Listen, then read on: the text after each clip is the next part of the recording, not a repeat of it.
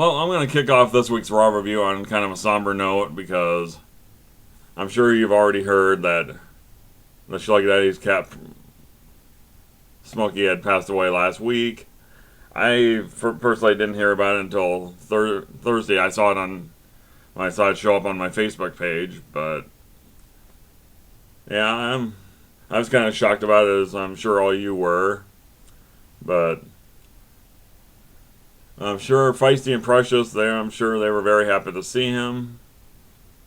I'm sure wherever they're at, I'm sure they're running around doing whatever the hell they do. But I liked all three of those cats. I was a big fan of Smokey, and I thought it was very cool that Mark Henry liked the video about him, and one thing you can say about Smokey, he loved Mark Henry, and he was a big Sheamus guy as well. But you know what, Smokey, buddy, I hope you get a big fat motherfucking cheeseburger. I hope you get plenty of them wherever you're at. Alright, enough of that. My Hell in a Cell review. Well, it's not really a review, it's just I did not watch Hell in a Cell myself, but I saw the highlight. I at least know what happened. We gotta talk about two things. The Breakfast Club rules. If you got nothing else out of this pay-per-view, know that the Breakfast Club rules. Why do I say that? Well, because Randall Keith Orton is once again the face of the WWE, and he is also your new WWE champion. And in making his triumphant return was John Felix Anthony Cena, who became, once again, the World Heavyweight Champion over Alberto Del Rio. And so, all is right with the world again, as you got Randall Keith Orton as your WWE Champion, and you got John Cena as your World Heavyweight Champion. Where does this lead going forward? Who knows, but all is right with the world. Praise God, and praise the Breakfast Club. And so we kick off this Raw review. And after what happened at Hell in a Cell, you wondered who was going to start off the show. Was it going to be Daniel Bryan talking about how he got screwed once again by the Authority? Would it be Randall Keith Orton starting off the show with his speech about how he is now the face of the WWE and WWE Champion once again? Or why not start off with John Felix Anthony Cena, the new World Heavyweight Champion? And you know what? I was once one of those haters that, I really couldn't stand John Cena at one point in time. I'm not going to lie, you all know that. Hell, I even did assume John Cena position once. But you know what? I was being really short-sighted. I wasn't seeing the forest for the trees, if you will. But this promo by John Cena, this is actually good for him. This was good. Then Damian Sandow interjects his 2 cents in there. I thought he would have tried to cash in last night, on Sunday night in Hell in a Cell. But you know what? He started beating on Cena after he said he wasn't going to cash in the Money in the Bank contract, but you know what? He did. And you know what, Damian? You're going to have to get up pretty early in the morning to knock out John Cena and take his World Heavyweight title. Even though you're cashing in the Money in the Bank, you got to pretty much kill him, because you know what? You lost. You lost your cash-in. John Cena has an excuse, as there's extenuating circumstances as to why he was not able to cash in his Money in the Bank. Well, with Big Show interference and And he gave CM Punk time to prepare. You didn't do the same thing, and you still couldn't get the job done. He's back. So then you have a little promo by Dean Ambrose in the backstage area with the other members of the Shield. And when I was watching this, he was talking like he's the only member of the Shield with a title. And I don't know if they're planting the seeds for like a Shield breakup or whatever, but it didn't look like Roman Reigns was very happy with what Ambrose was saying. Like, I'm the only person that held on to my title, or has a title in this group. So, that might be something to think about here going forward into the first part of 2014. But that's then. This is now. We had a rematch for the U.S. title, which was kind of an impromptu match at Hell in a Cell between Dean Ambrose and Big E Langston. So it was a pretty standard match, except for the fact that they didn't get both busted open like they did on Sunday night at the pay-per-view. But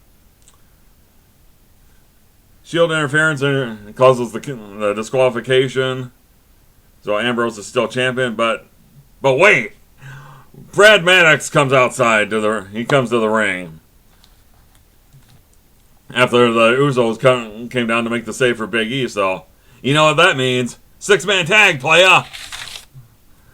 And there wasn't really much to say about this match, except for the fact that Roman Reigns pulled off a double spear on both the Usos. How awesome was that?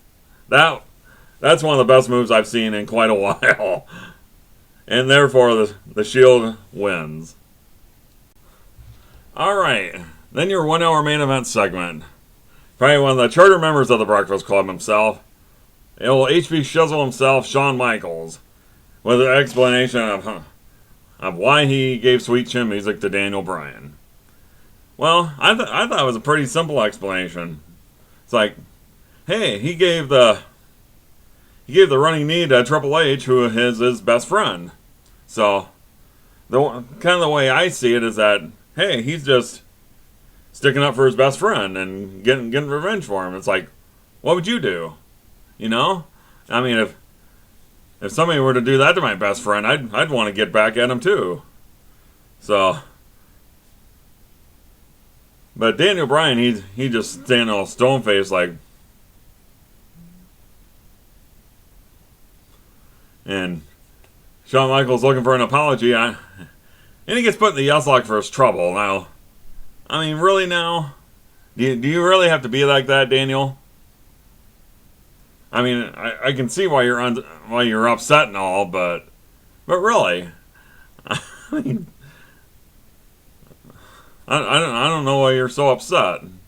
But anyway, but quite honestly, this 1 hour main event segment was really good, and Daniel Bryan said a lot by not saying anything. It was a very good segment, I thought. But then he's going to the backstage area, and then you hear Wyatt family music, and he's getting attacked by them. And you know what? And Bray Wyatt saying the devil made him do it. Who could that be? Alright. Los Matadores in a 2-on-3 match against 3MB. Yeah, this is pretty much for comic relief. Heath Slater's out there with a big ass fishing net trying to catch El Torito, but no such luck there, Slater. Los Matadores won again. Olé! Alright, a Divas tag match I didn't care about. AJ Lee and Tamina against the Bella Sluts. AJ wins over Nikki with the whatever you call that move, some octopus move or whatever the hell she calls it. But as far as AJ Lee goes, is there nobody on the WWE Diva roster that are they gonna have beat her? Are we just gonna have to wait until Paige or Emma come up from NXT to challenge her for the title and take it from her? I mean, seriously? Alright, then. Matchup's kind of set up from last night. We got the return of Kane at Hell in a Cell. And he took on The Miz, and he basically took him out just for being there. But this was a very short match. Kane pretty much destroys Miz. But then what I thought was kind of interesting is that he called out Stephanie McMahon, offered his services to her because, well, you know, it's best for business. So, and what I thought was really weird is that, well, he took off his mask again. What does that mean, I wonder? Alright, coming off Hell in a Cell, one of the Hell in a Cell matches where Punk finally got his hands on Paul Heyman and laid him to waste on top of the cell, but he had the WWE app poll where you could pick the stipulation between CM Punk and Ryback, and what do you know, 58% said that it was a street fight, so it wasn't really much of a street fight so much, but the table got used and candlestick was used a little bit, but it wasn't much of a street fight at all.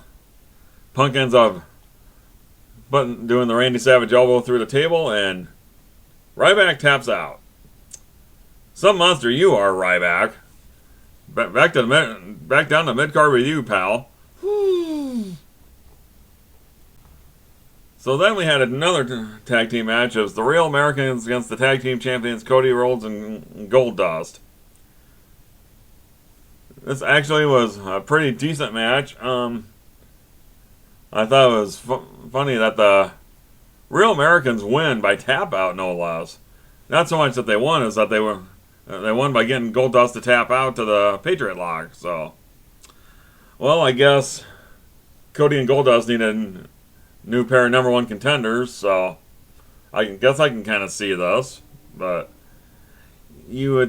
I would have thought this would be something for the Wyatt family to do. Maybe put them in the tag team mix, but if the Real Americans are just going to be fodder for the champions, then I guess.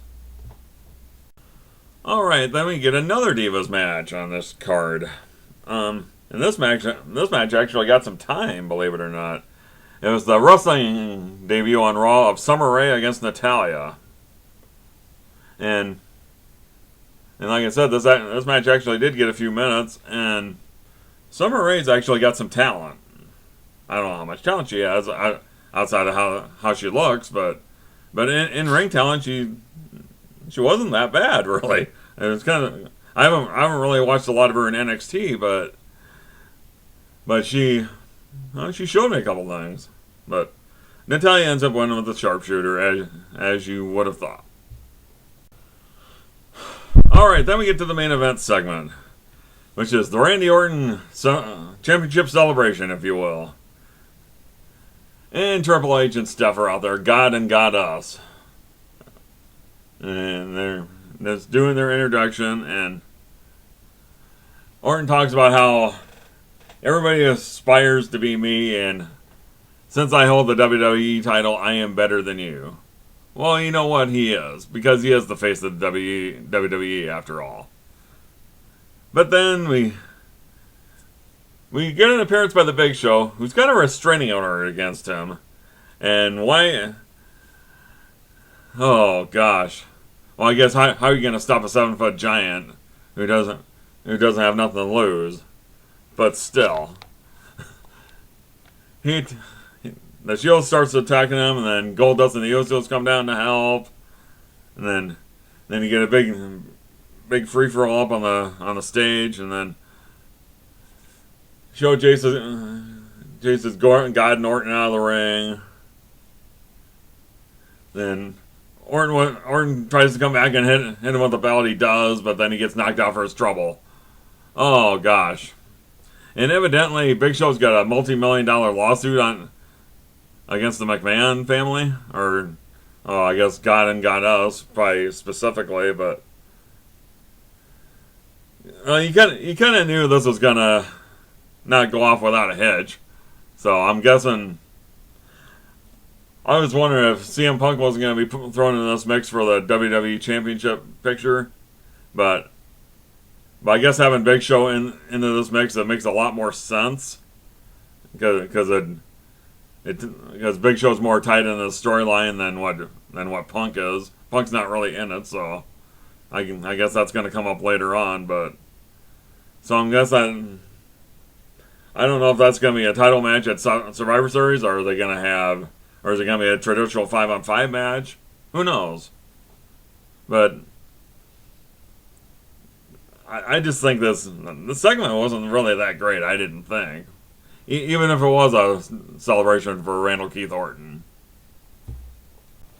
Okay, as far as what I thought about the show, even though Sandow cashed in Money in the Bank and lost, he actually looked good in the defeat. So who knows? Maybe it's either going to do one of two things. It's either going to completely squash his momentum, or it's going to rise him up to be that much better. And I'm thinking Big E should be a champion at either sooner or later. I don't know if it'll be the IC title or if it'll be the US title. Probably should be an IC title just because Axel's hurt, and so I mean they can just take him off of that way. And Shawn Michaels' explanation, it was, I mean, that was one of the better segments of the night, I thought. Especially Daniel Bryan not saying a word. I thought he was saying a lot by not saying anything. And as far as Punk and Ryback go, I think that ship has finally sailed. So I think Punk will be back in the title picture sooner than later. And then the Randy Orton celebration being cut short by the Big Slow.